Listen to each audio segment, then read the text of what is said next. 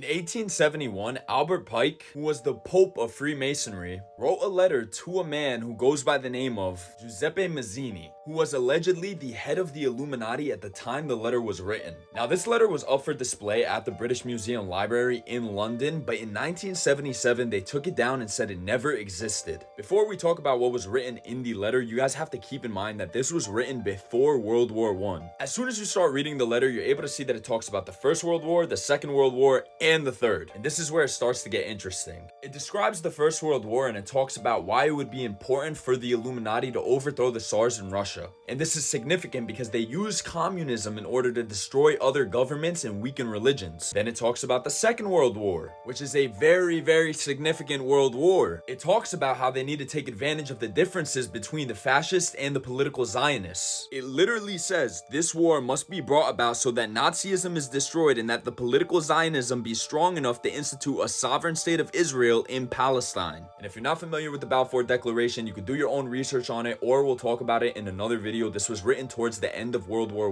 I believe 1 year before World War I ended. It talks about how international communism needs to be strong enough in order to balance Christendom. In quotes, it says, which would be then restrained and held in check until the time when we would need it for the final social cataclysm. This is where shit starts to get fucking weird. Now it talks about the Third World War as if everything else wasn't fucking weird enough. It literally says the Third World War must be fomented by taking advantage of the differences caused by the agents of the Illuminati between the political Zionists and the leaders of the Islamic world. Now this is where stuff starts getting juicy. It says the war must be conducted in such a way that the Muslim Arabic world and the state of Israel mutually destroy each other. Then it talks about how other nations would get involved in the issue and it would begin to divide them.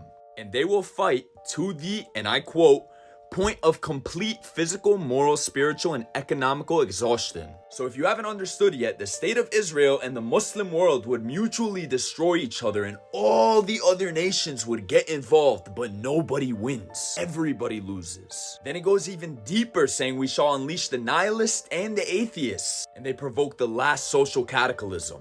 And in the words of Albert Pike, then everywhere the citizens obliged to defend themselves against the world minority of revolutionaries will exterminate those destroyers of civilization and the multitude disillusioned with Christianity, whose disdain spirits will from that moment be without compass or direction, anxious for an ideal but without knowing where to render its adoration, will receive the true light through the universal manifestation of the pure doctrine of Lucifer, brought finally out in the public view. The manifestation will result from the general reactionary movement which will follow the destruction of Christianity and atheism, both conquered and exterminated